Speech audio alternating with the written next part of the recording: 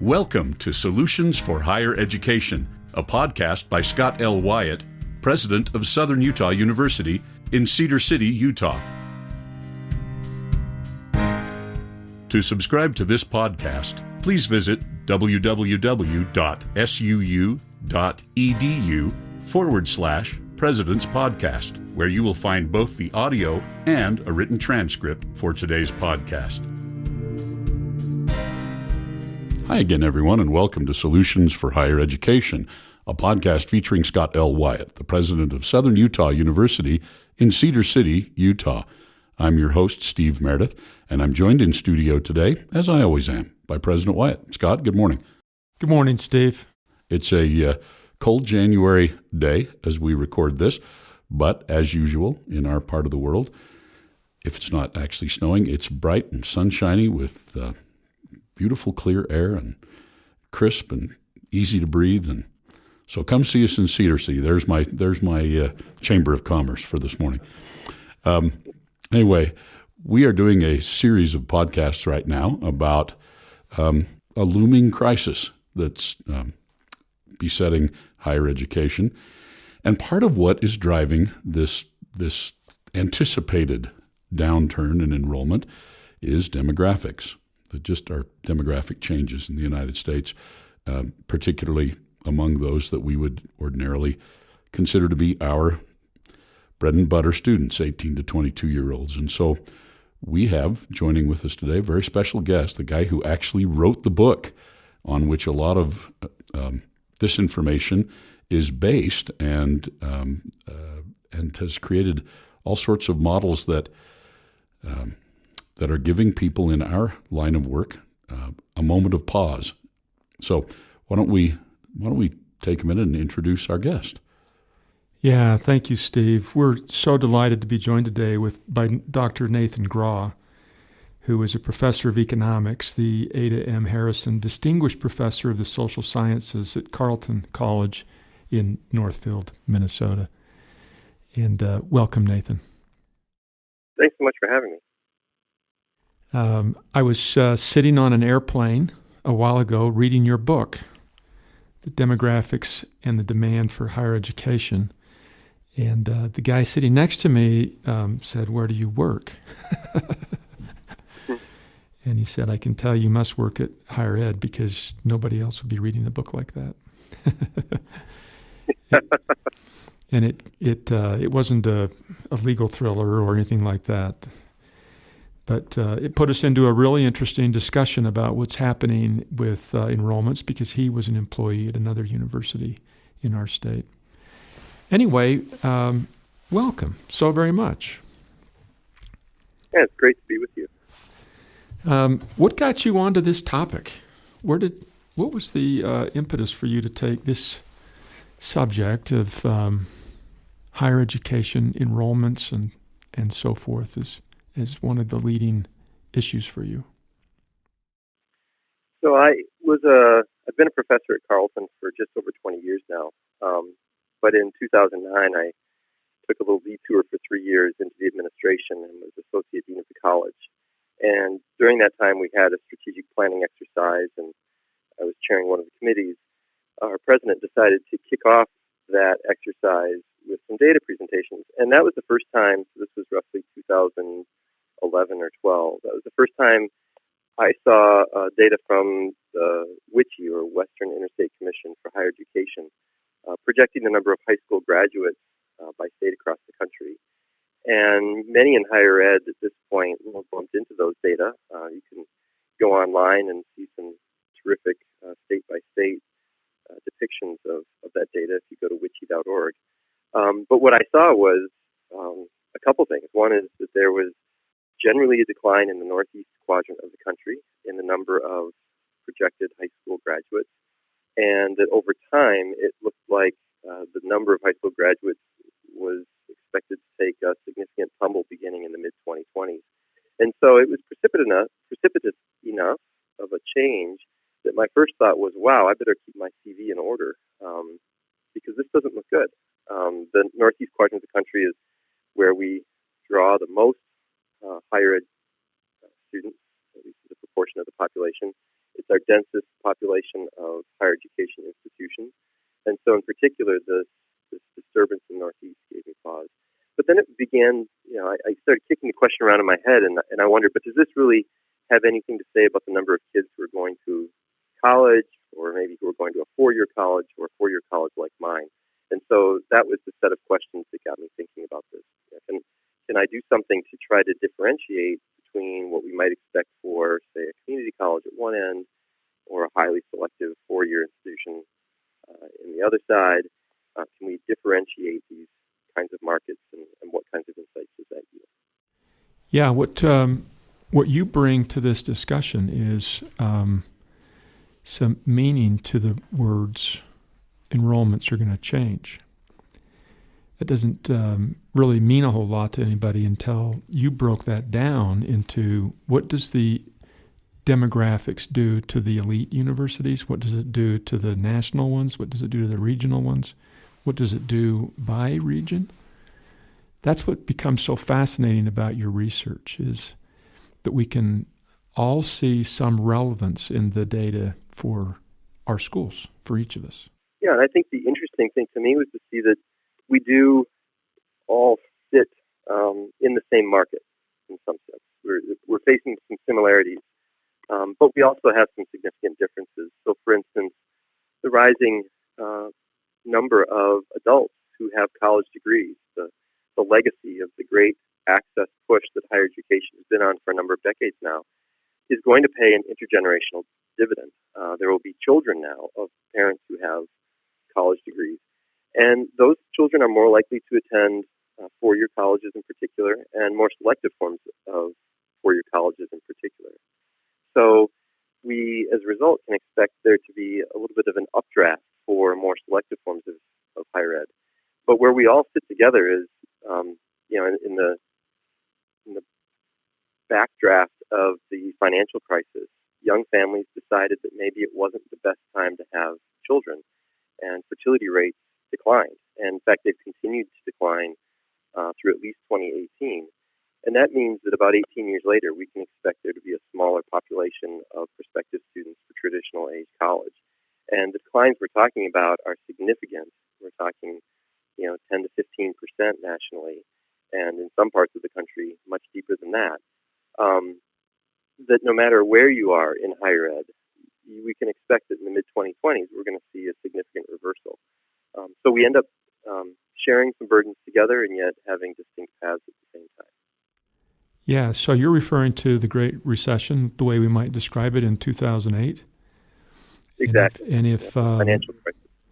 Yeah, so if during that year the fertility rate dropped significantly, as you say, between 10 and 15%, then you just play it out 18 years later when those children who weren't born aren't going to colleges and universities, and that's about 2026.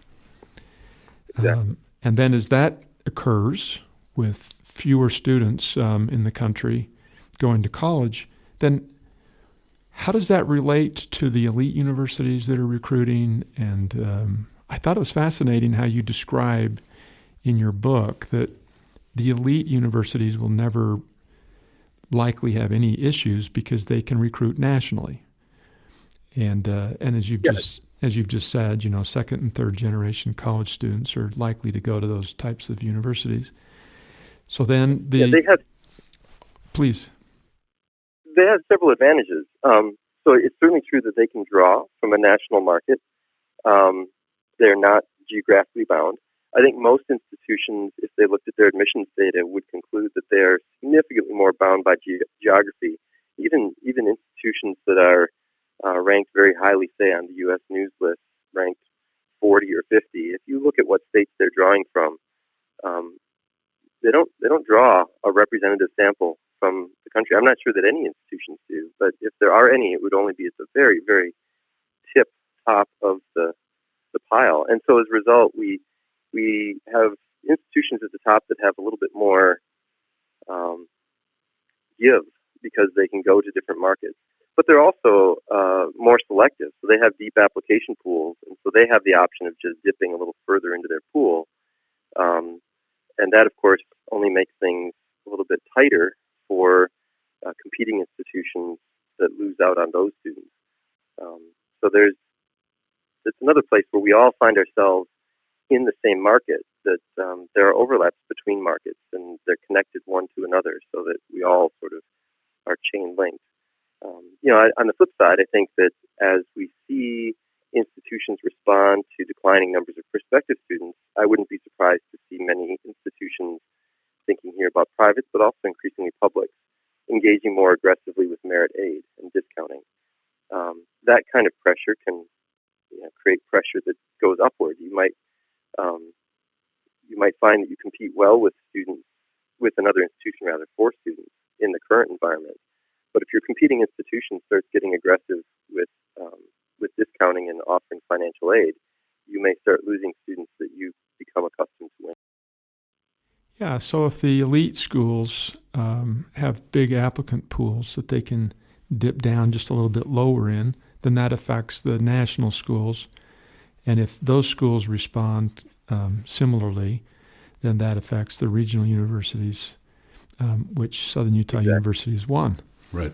And it was interesting as I was sitting on the plane reading your book, sitting next to somebody from our flagship school in Utah, and he just said to me, yeah, our president just announced that we have intentions of growing by something like 8,000 additional students. And I thought, oh, here it comes. That's actually not great news for us. Because it appears, it's always appeared to us that our flagship school has never really tried to recruit. They've just been the flagship. So whoever comes, and they've had very stable, slightly growing enrollments, but not much. They're not like everybody else that's been kind of competing for students. And so I thought, well, if they start competing, that's going to change things in our state a bit. And then, of course, as you know, we have in Utah the home of Western Governors University, which is has very aggressive enrollment plans. Already at 100,000 plus, 120,000 plus, I think, and a stated public goal of a million students. Yeah, which is could take all the universities in our region and and quite a few other regions. Yeah. Yeah. No, those kinds of things remind us that as much as demographics are worth attending to, ultimately we can't go back to the year 2012 and add kids to the birth cohort.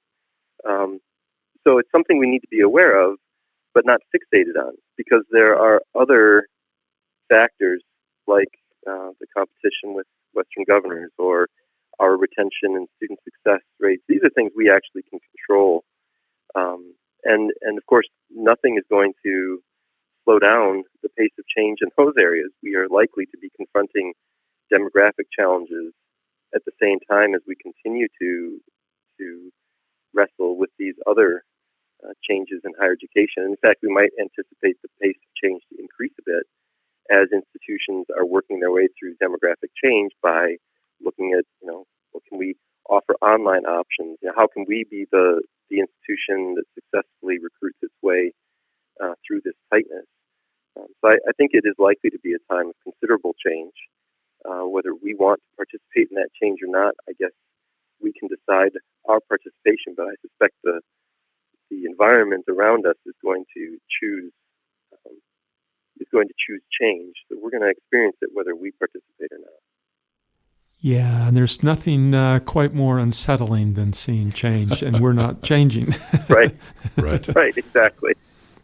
Because then you're acted upon rather than acting. It's kind of scary to see where you land. But one of the other interesting things about your book is not only this discussion about how enrollments are changing, and we go from the birth dearth in about 2008 that carries right through to the next 18, 20 plus years, but the effect that has on faculty. So you've got a projection about a reduction in the number of faculty, and there's an interesting discussion that a reduction in the number of faculty that are being hired, employed in the country. If the students dip, then that generally means that the faculty will too. Yeah, I mean, we can imagine that as the number of students declined, we maintain the same number of faculty, and student-faculty ratio declines. But while it's easy enough, I suppose, to imagine that, it's financially not very sustainable. No, and so, no. In addition to that is the increasing discount rate, so that universities and colleges to be more competitive. For our listeners that don't understand the term discount rate, in order to be competitive and draw students in, we reduce the tuition through waivers charges. and scholarships. Yeah, which brings in less revenue. So if you're bringing in less revenue to be competitive, it's really hard to have the same number of faculty members if your enrollments are dropping. Exactly. And that might mean there's a bit of, we can think of a number of different margins that we can make changes. We can change the total number of faculty. We can change the nature of the faculty. So maybe part of it is a reduction in total number. But another way you can have savings is obviously to shift the weight from tenured faculty and continuing faculty to more temporary and adjunct faculty. Obviously, as a tenured faculty member, I think there are some losses to the institution when we rely heavily on temporary staff who don't have a commitment from the institution in the same way, and so aren't as likely to bring a mirroring commitment of their own. Mm-hmm. But I understand that the financial pressures are going to create, in all likelihood, tough choices for administrators who are looking for ways to continue to offer programs that their communities need, but at the same time facing a total enrollment count that may be lower, and like you said, a more expensive student body at the same time. Something's got to give. So, I think we can imagine, is it possible to avoid these decreases in enrollments through increasing enrollments? I would say the answer is, in some hypothetical sense, yes. We can look back to, for instance, the 1990s and 80s. There was a similar decline in fertility following the baby boom. And so there was some considerable concern in higher education that, this would mean that in the echo of that decline in fertility, we would see decline in enrollment. And of course, we didn't see that. In the 80s and 90s, we saw an expansion in enrollment. I would argue, though, that if we look back to why that was, some of it was that higher ed did change. We reached out to adult learners. We expanded gender equity so that we reached the 50% mark and then some with women attending. But I think the biggest factor was that the returns to education went through the roof. And so everybody wanted to go to college, and that caused the share of high school graduates going to college to increase from something like 50 to 60%. Well, now we stand with 70% of high school graduates attending college. I don't know that we should necessarily hope that the returns to a college degree are necessarily going to spike in the same way in the next decade. If they did, I suppose that would drive more people to college. And even though we had declining numbers of young people, we might skate through without seeing an enrollment decline. But I don't think that we should necessarily just make a strategy of hope based on that. Well, let's just hope that the international economy changes in ways that are beneficial to us right when we need it. I think we need to at least be prepared for the possibility that we will see a declining pool of students who are interested just because there are fewer of them. Yes, it's unlikely that any one of those three things that happened in the 80s and 90s will save us again, I think. As you suggest, we're already now, most universities are, if they're not there already, are approaching 60-40 in terms of females versus males on campus. So that aspect that buffered that in the 80s and 90s is not available to us now. That all of the things that you mentioned are things that saved us once, but probably won't save us again. Correct? Yeah, I think at this point you'd have to say, well, if you want it with gender equity, we've got to figure out how to speak to males and draw them into higher education. I do hear a number of leaders in higher education, and obviously this is going to be deeply tied to the context of the institution. So for some institutions, this isn't the way through, but some of them are seeing opportunities with the adult learner market There are so many adults who are in the workplace right now who will need to retool at one time or another. And so I guess these institutions view that as an underserved market. Though already we have something like 1/4 of total enrollments in the country are of non-traditional age. So I think there's a real question of, as much as we might see the need for adults to come back to higher education, the real question is whether those adults see the need to come back to higher education. Right. And there, I think some research by Gallup and Strata suggests that we have some work to do to convince adults that really is the case. Yeah, the other element that I think is different today than it was in the 70s and 80s is the public's perception of the return on investment for higher education. We can make a compelling case for how the ROI is so positive, but I don't think that we've ever seen so much conversation in the media and elsewhere about, just kind of the negative things about it's too expensive and debt's too high and all those kinds of things. Yeah, I've been really discouraged by the persistence of that negative storyline precisely because of the data.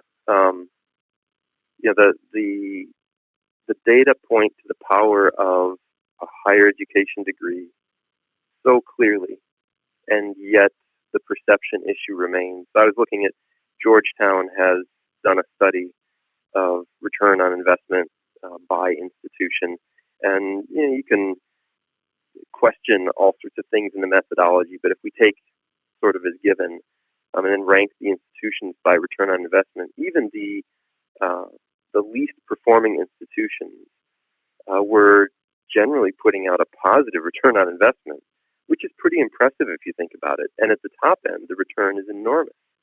And the top end doesn't mean the most selective. The highest return on investment schools are spread through all different institution types. You can find institutions of higher education that will advance you toward your life goals. So, we've got that. We've got this persistent story about the explosion in student debt, and there has been a dramatic increase in the total student debt, but a lot of that is driven by graduate school debts, which I think are not the story that people are thinking of. When you look at the average debt to a graduate from a 4-year public institution, it remains very modest and very manageable as compared to the something like $1,500 per month premium that comes with holding that 4-year degree. So how is it that we can have all of this evidence of the continued potency of a college degree and still have the perception that the investment might not be worth it? It's troubling. Yeah, it is troubling. I think I can't remember the exact number, but I think the average student at our school who graduates with debt has about $16,000. Just under 17.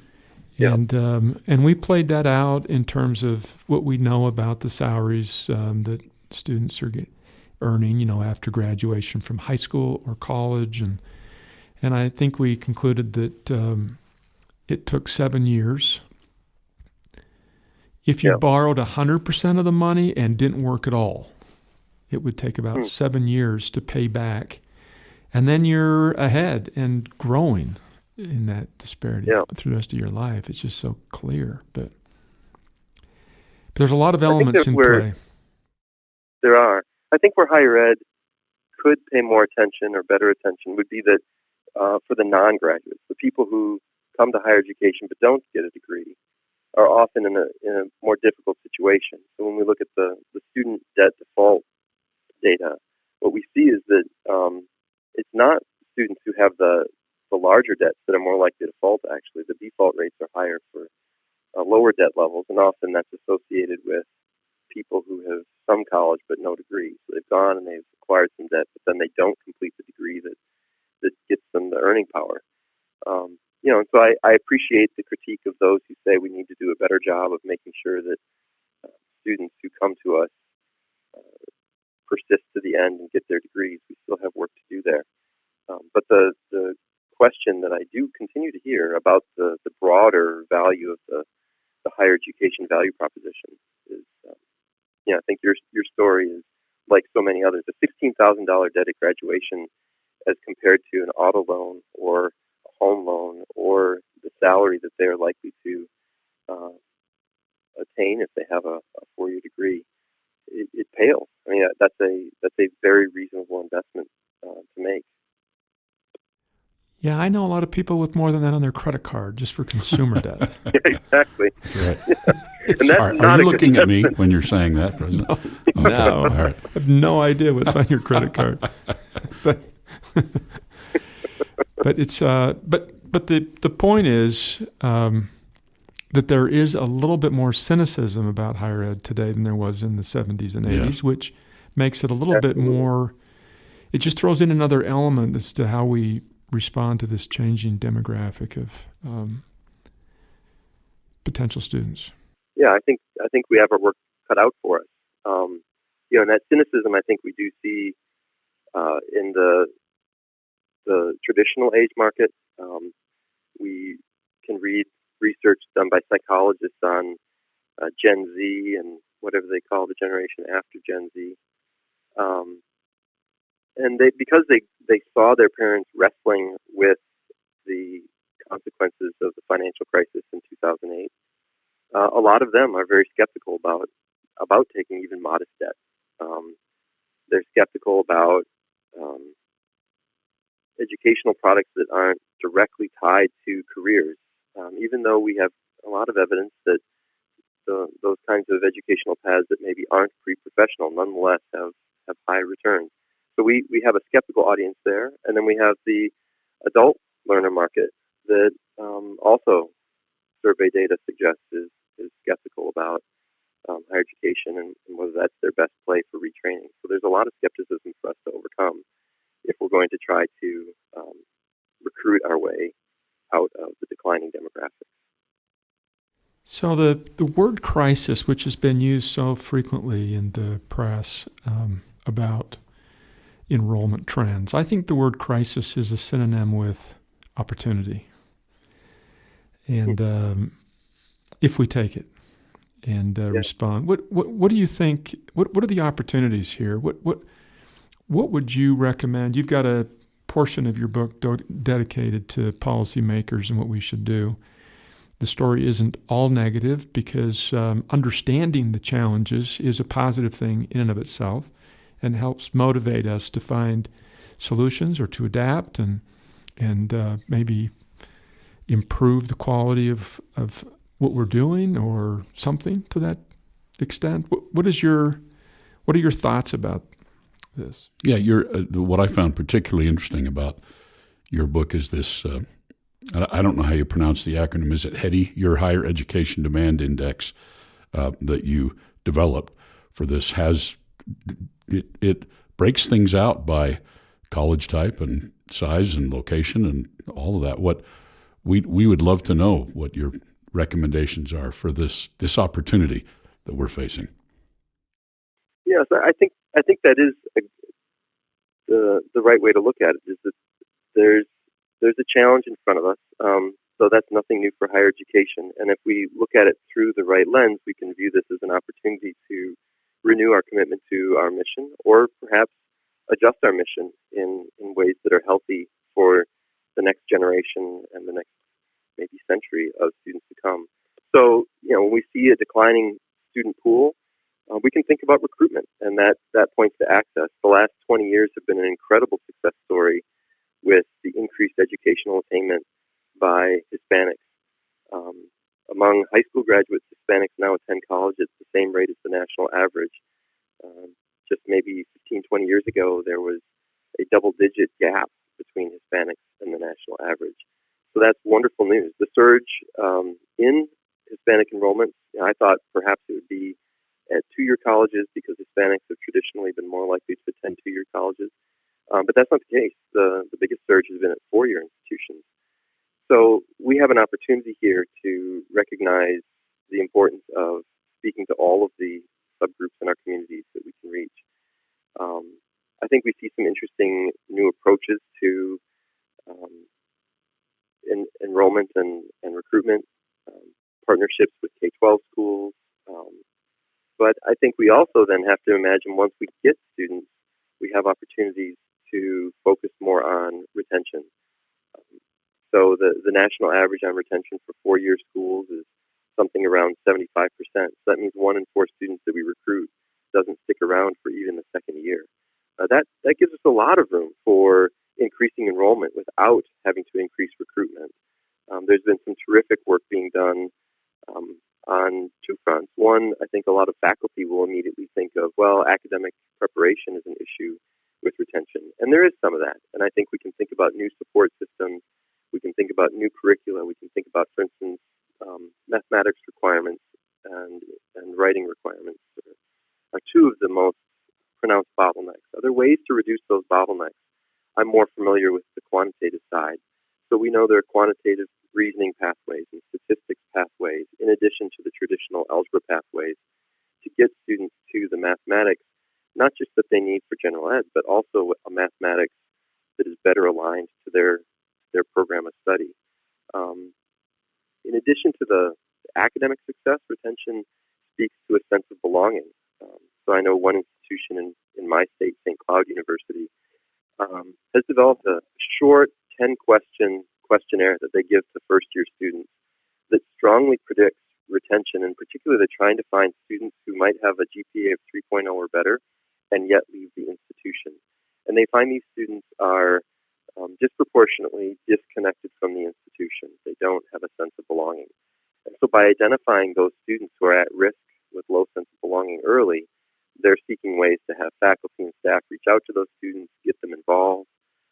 I hear other institutions pushing initiatives that encourage students to get involved early in fall term in at least one extracurricular. So they call it a Pick One initiative. I think these are all really smart ways of trying to address the challenges that we have with the declining number of prospective students.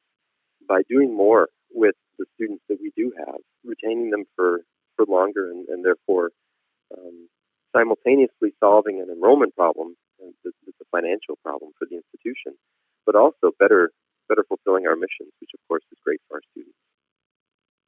Yeah, when I look back when I was a student, which was before you were a student, Nathan. Yeah, we've actually commented that, and you've said you've been there for 20 years. You look like a student in your picture. Well, that's very nice. I didn't take a picture of the top of my head. So. But when I look back at when I was a student, and I think Steve's experience was similar to mine, I didn't think anybody really cared if I stayed or didn't stay. I'm 100% sure that no one would have ever noticed or made a phone call or sent a note or anything. And we're all in on this. Wow, we are working very hard to make sure that students feel connected and help them be successful. And if they don't come, we call them and say, what can we do to help you finish? That's right. I've heard institutions find... Go ahead. No, that's a super positive. Yeah, and I've heard institutions find that once they start down this path, they identify some really low-hanging fruit. Some of it has to do with our institutional structures. I heard one institution where they sent an email to every student who was eligible to register for the next term, but hadn't by the typical registration time. So this was several thousand students. This was a large institution. And what they sent an email and said, we noticed that you hadn't re-registered. If there's an issue we can help with, just let us know. And they got thousands of emails back, and a lot of them pointing to, it's a library fine that's resulted in a hold on my registration. Those kinds of registration holds and other bureaucratic processes we have are all there for a reason. So I don't want to suggest that these are pointless. But when you start viewing it through the lens of student persistence and success, you might wonder, do we really need to go to the nuclear option as you can't register? Or are there other, maybe we put a degree hold. We allow you to keep making progress toward your degree. At the end of the day, you got to pay your library fine. But we're not going to stop you from getting into classes in a timely way so that, that you can get the classes that you need if you're a junior, et cetera. I think there are a lot of things that we can do that we've just had sort of mission creep or bureaucratic creep.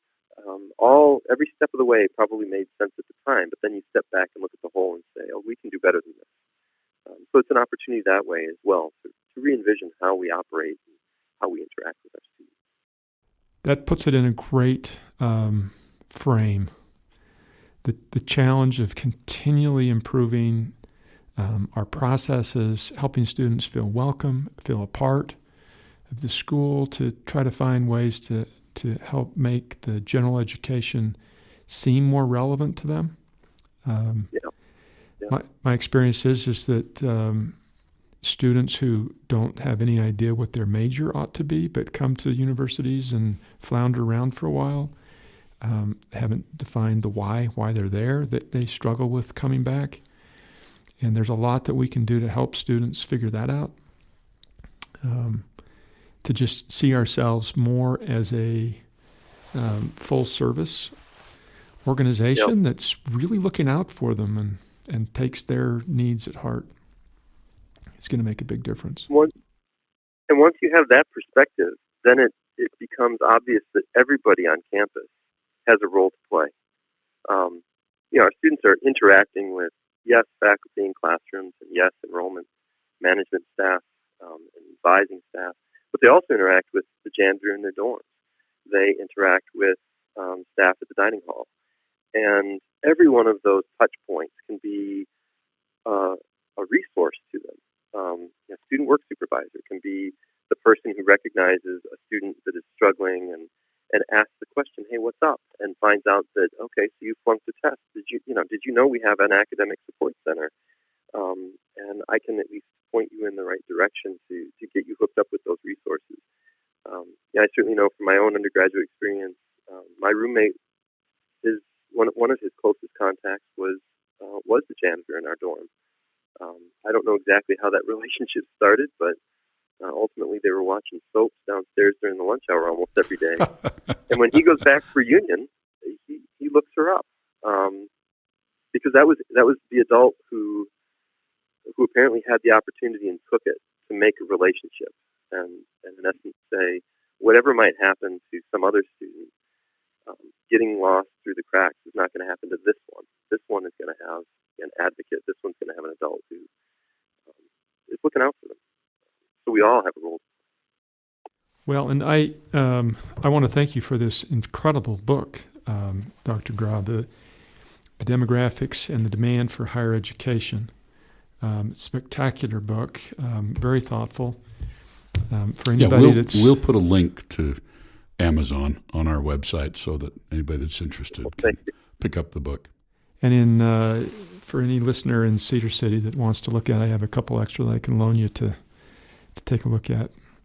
We've passed these around. I've bought dozens of these, Nathan. Well, my editor appreciates it as well. Yeah, I deserve a punch card, one free for every 12 bought.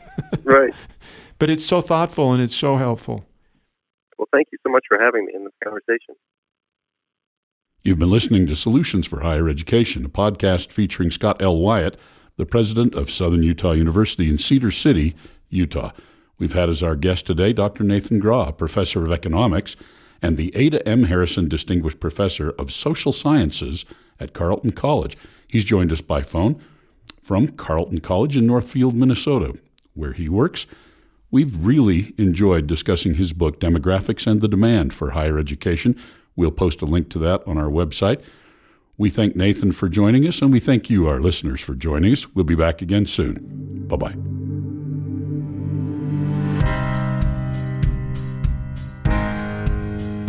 Thanks for listening to Solutions for Higher Education. To subscribe to this podcast, please visit www.suu.edu/President's Podcast, where you will find both the audio and a written transcript of today's podcast. The original music for this podcast was composed by Jack Barton, a master's degree student in music technology at SUU.